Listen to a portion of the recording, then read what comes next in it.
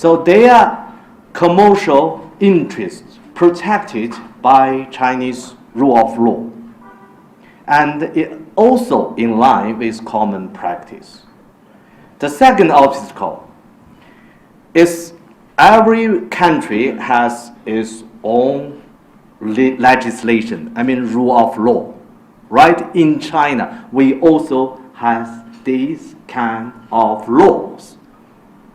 So I cannot say we agree or disagree, disclosure these kind of agreements. That is the voice of Chinese ambassador who was posted in Kenya in 2019, few months after President Uhuru Kenyatta announced plans to release the SGR agreement. And when he was meeting the Editors Guild, he laid it bare, open and clear, that it was not possible for Kenya to release the document. Now, in this political analysis, I look at why that deal was shrouded in some sort of secrecy. And of course, you are also going to find out the last efforts, fronting efforts by even different government corporations to make that document public. Welcome to the Bold Analysis. This is the most informative political podcast in Kenya. And kindly subscribe if you're new to this channel.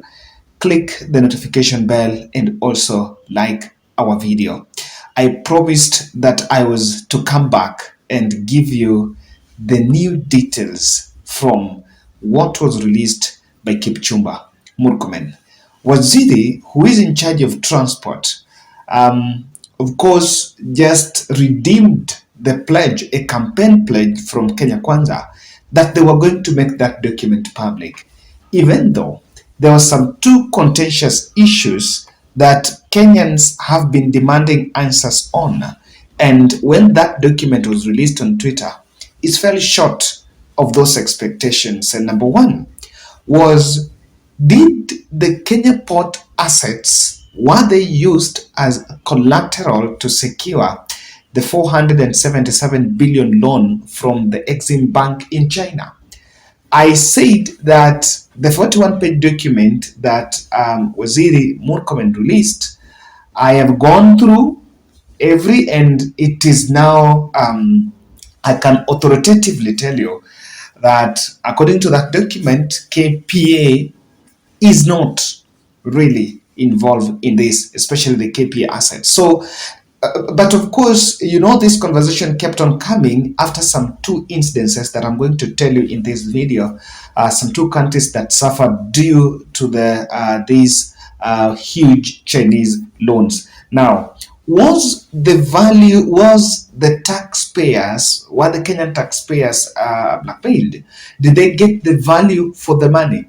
I'm one person that, if you've been following SGR issues, this SGR deal, you will realize that when President Ruto and former President Uhuru Kenyatta and the then Deputy William Ruto were talking about the benefit of the SGR, they did not talk economic benefits in terms of the kind of revenue that the project was going to generate for the government.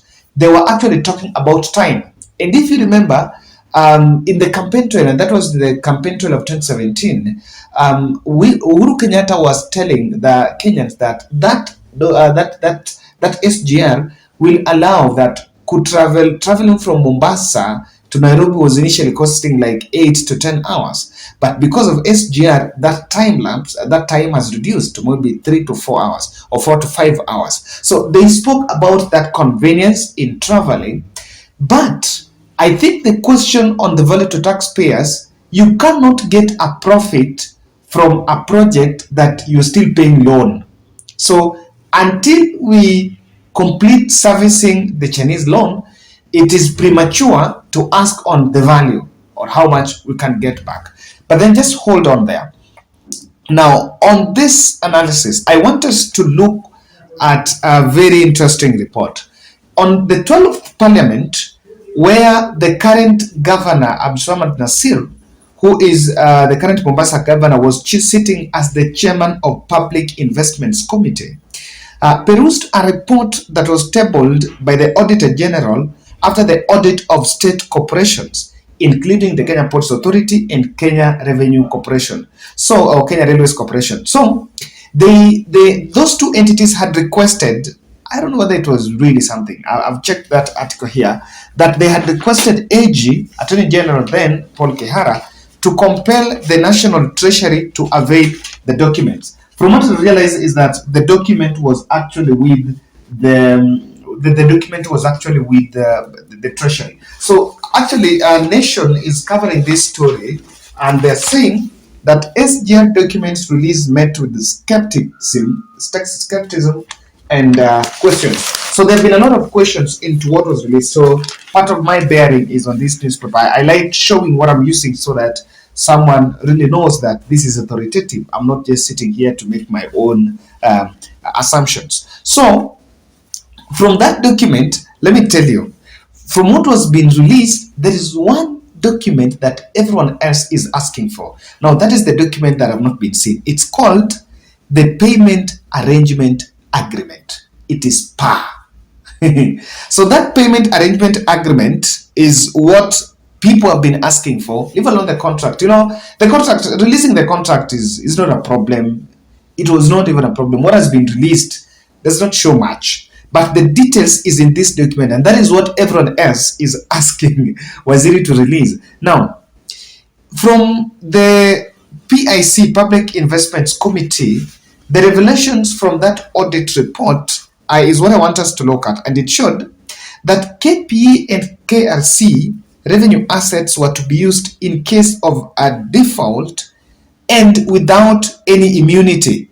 Not that there could be a court injunction to stop that, or there could be a limit to what extent of the assets or which of the assets that are going to be used, but it's both assets and the revenues. They also revealed that there was a deal between KPA and KRC, and that KPA and KRC were not to enter into any other deal or rather a loan deal that would compromise the China deal. So as we talk now, KPA cannot still maybe get to another country, maybe Japanese government or so, and get another contract, even if not constructing a SGR or do a project, or for it to be used as another collateral. That's what that deal is saying. I find that, of course, there is no problem unless someone wants to use that KPA for another loan. We are asking that. Then, this is what even the president spoke about. And I want to play for you the clip of President Uhuru Kenyatta speaking about it. The KPA only obligation in the deal was to guarantee minimum freight volumes, and this was between the KPA and KRC, because KRC is the Kenya Railways Corporation and the Kenya Ports Authority. Now, these two corporations were supposed to work together, and their only input in that deal was to make sure that there is minimum freight. Now, that is where normally I have a question. As a free market economy, transporters were at liberty to use any means of transport, including road. Remember, what has been causing a lot of troubles in the coast is the fact that the truck drivers had been complaining that they were being forced, or rather, the importers were being forced to use the SGR. The reason why that was coming, or rather why that pressure was, is because I think the freight volumes could not, with the hybrid approach, or rather with the mixed transport strategy, where you either use SGR if you want, or you use the road, maybe the threshold, the price threshold, or rather the revenue stream that we were supposed to generate from the SGR was going down. Now, when Uhuru was asked about this port, and when I started this analysis, that's what I said, we are yet to find out whether it was used. When Uhuru was asked in 2018 whether the port of Mombasa was used as a collateral, his answer was very strict. Listen to him here. The Chinese government themselves say that is nonsense. That doesn't exist. Yeah, I am telling you, it doesn't exist. It's not all like right. that. You want a copy of the contract? My friend, I'll get it to you tomorrow. And if you prove your point that it exists, that there is anywhere, yeah, then you will have a point. Okay. Tafadhali jameni, hii mambo ya porojo jameni, hii watu ya porojo. I wanted clarification. Kenya wasiwe na wasiwasi. Hii ni porojo tu. Porojo kabisa. Okay. Manake wameangalia mifano. What exists is a contract between Kenya Railways and the Kenya Railways and Kenya Ports, ya kwamba watasafirisha mizigo where possible, right, on the SGR. Now, that is what President told journalists in Mombasa. I remember very well that interview was in December 2018. In the eve, I think he was there on a weekend, not a weekend, on a holiday during Christmas, and so that interview was done. So let me tell you, immediately that statement came out, after some few months, that was like 6 months later, China posted a new ambassador. They changed the ambassador in Kenya, and so that is the time they brought in Wu Peng. So when Wu Peng came in, he was being interviewed by the journalist. Now that is the clip I played for you from the start. That he was saying that according to their law, their commercial interest and also their legislation, that contract or such contract is not supposed to be released in the public. And I've always asked this, how is it that you're making law, it's on China, lakini on top of this loan, it's a bilateral loan. By the way, China Bridge and Roads and Bridge Corporation is a government corporation in China.